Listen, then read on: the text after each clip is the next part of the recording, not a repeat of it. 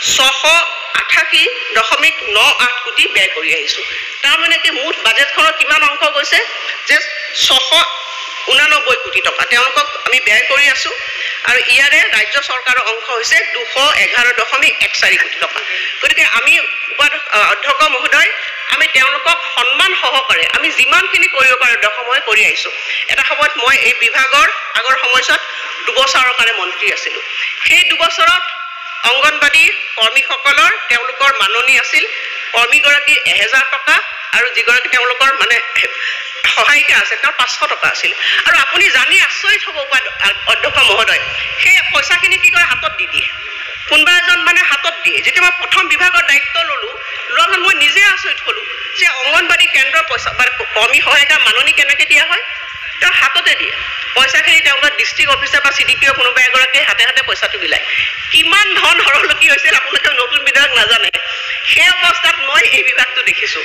মই নিজে আচৰিত খালোঁ যে এনেকৈতো বিভাগ চলিব নোৱাৰে 500 টকা 1000 টকা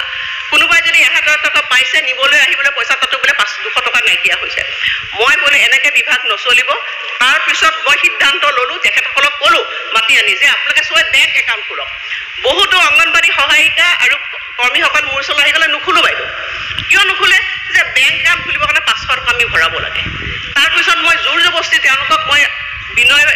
মানে অনুৰোধ জনালোঁ যে আপোনালোকে বেংক একাউণ্ট খুলিবই লাগিব আপোনালোকে যিকেইটা পইচা পাইছে 1000 টকাই পাওক 500 টকাই পাওক ট্ৰান্সপাৰেণ্ট হ'ব লাগিব স্বচ্ছ হ'ব লাগিব বেংকৰ জৰিয়তেহে মই পইচা দিম নহ'লে মই কিন্তু পইচাই দিব নোৱাৰিম এনেকৈ কঠোৰ স্থিতি গ্ৰহণ কৰাৰ পিছত অধ্যক্ষ মহোদয় বেংক একাউণ্ট খোলা হ'ল আৰু কৰ্মীসকল তেতিয়াৰ পৰা মাননি পোৱা আৰম্ভণি হ'ল এইটোৱে কথা চব কেনেকুৱা ধৰণৰ অৱস্থা আছিল তাত 1000 টকা ল'বলৈ বেংক একাউণ্ট নাই তাৰপিছত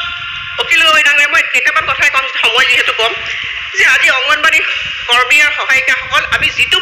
প্ৰচিডিউৰে তেওঁলোকক আমি মানে তেওঁলোকক আমি এই স্বেচ্ছামূলক সেৱা তেওঁলোকক আগবঢ়াবৰ কাৰণে যিটো দিছোঁ এটা সময় এনেকুৱা আছিল মই হাউচত বহুত ফেচ কৰিব লগা হৈছিল কটন বস্তাৰ আগতেও মই আহিছিলোঁ সেইখিনি সময়ত কি হৈছিলে যে সম্পূৰ্ণ ধৰণে এই অংগনবাড়ী কৰ্মী আৰু সহায়িকাবিলাকক এটা সময়ত নিযুক্তি দিয়া হোৱা নাছিলে সেইবিলাকৰ বেছি খুচৰিবলৈ নাযাওঁ অধ্যক্ষ মহোদয়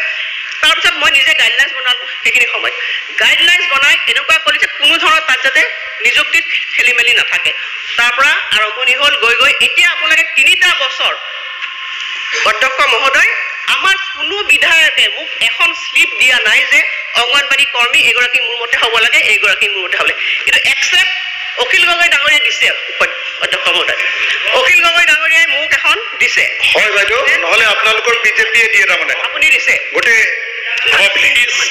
ৰিপ্লাইটো দিবলৈ দিয়ক আপুনি মই এতিয়াই কৈছোঁ যে আমি ৰিপ্লাইটো দিবলৈ নহয় ছাৰ যিহেতু কথাটো উলিয়াইছে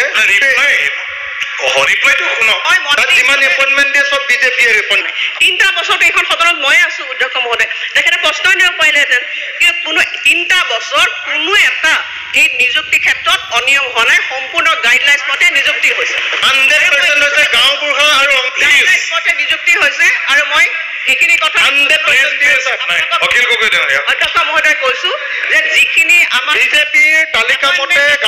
চৰকাৰে এইটো আৰু কি কৰিব কওকচোন আপুনি অধ্যক্ষ মহোদয় ক'বলৈ দিয়ক নহ'লে চৰকাৰে দিব নাপাব মই নিজে দায়িত্ব সহকাৰে কৈছোঁ অধ্যক্ষ মহোদয় কোনো ধৰণৰ কমপ্লিটলি স্বচ্ছভাৱে যোৱা 3টা বছৰত মোৰ এপইণ্টমেণ্টখিনি হৈছে যিখিনি বাকী আছে সেইখিনি আমি সম্পূৰ্ণভাৱে নিকাভাৱে কৰিম ইতিমধ্যে আমাৰ যিবিলাক মই ক'লোৱে যে অংগনবাড়ী কেন্দ্ৰবিলাক যিবিলাক কেন্দ্ৰ এটা সময়ত অতি জৰাজীৰ্ণ আছিল তাৰে প্ৰায় 10,000 কেন্দ্ৰ আমি নতুনকৈ নিৰ্মাণ কৰিবৰ কাৰণে আমি চেষ্টা কৰিছোঁ আৰু সদস্যসকলক মই এইটোও জনাইছোঁ যে বাকী যিখিনি আমাৰ কেন্দ্ৰ থাকি যাব সেই কেন্দ্ৰবিলাক মেৰামতি কৰিবৰ কাৰণে কেন্দ্ৰীয় চৰকাৰে আমাৰ পৰা এটা প্ৰস্তাৱ বিচাৰিছিলে আৰু এইবাৰ শেহতীয়াভাৱে যিটো আমাৰ তেওঁলোকৰ লগত বছৰেকৰ আমাৰ গ্ৰান্টৰ ওপৰত কথা হৈছিলে তেতিয়া তেখেতসকলে আমাক কৈছে কেন্দ্ৰীয় চৰকাৰে যে অসমৰ কাৰণে প্ৰায় 30,000 অংগনবাড়ী কেন্দ্ৰৰ মেৰামতিৰ কাৰণে এটা পুঁজি আগবঢ়াব বুলি তেওঁলোকে সেইখিনি কথা আমাক জনাইছে গতিকে এইটো আমি অৱগত যে আমি নতুনকৈ কেন্দ্ৰ নিৰ্মাণ কৰিছোঁ এহাতে আৰু আনহাতে যিবিলাক কেন্দ্ৰ আমাৰ মেৰামতিৰ প্ৰয়োজন আছে সেইখিনিও আমি নিশ্চিতভাৱে এই বিত্তীয় বৰ্ষতে আমি কিছু কেন্দ্ৰ আমি হাতত ল'ম যাতে নতুনকৈ আমি মেৰামতি কৰি সেই কেন্দ্ৰবিলাকো আমি সুন্দৰভাৱে তাত আমি শিশুসকলৰ স্বাস্থ্য আৰু বিভিন্ন ধৰণৰ সেৱা আমি প্ৰদান কৰিব পাৰোঁ। অধ্যক্ষ মহোদয়, মই অংগনবাড়ী কেন্দ্ৰৰ কৰ্মীসকলৰ কথা কৈছে যে অংগনবাড়ী কৰ্মীসকলক এতিয়ালৈকে বৰ্তমান 6,500 টকা তেওঁলোকক কৰ্মীসকলক দিয়া হৈছে। ক্ষুদ্ৰ অংগনবাড়ী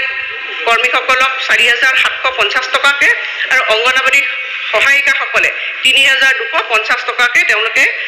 মাহেকীয়াভাৱে এককালীন তেওঁলোকে মাননি পাই আছে। আৰু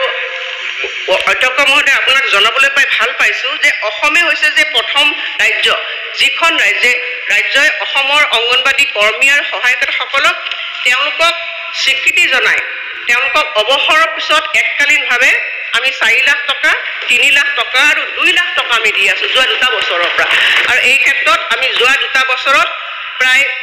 1,856 গৰাকী অংগনবাড়ী কৰ্মী আৰু 1,867 গৰাকী অংগনবাড়ী সহায়িকাক ইতিমধ্যে 112 কোটি টকা তেওঁলোকক প্ৰদান কৰা হৈছে। আৰু এই প্ৰক্ৰিয়া জাৰি যে তেওঁলোকৰ মানে অংগনবাড়ী কৰ্মীৰ পৰা যেতিয়া মুখ্য সেৱিকা পদ পায় তেওঁলোকক যাতে 25% তেওঁলোকক মানে দিব লাগে, সেইটো আমি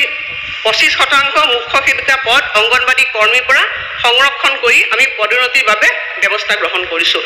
আৰু ইতিমধ্যে কেন্দ্ৰীয় বাজেটত আপোনালোকে সকলোৱে দেখিছে যে অংগনবাড়ী কৰ্মী আৰু সহায়িকাসকলৰ কাৰণে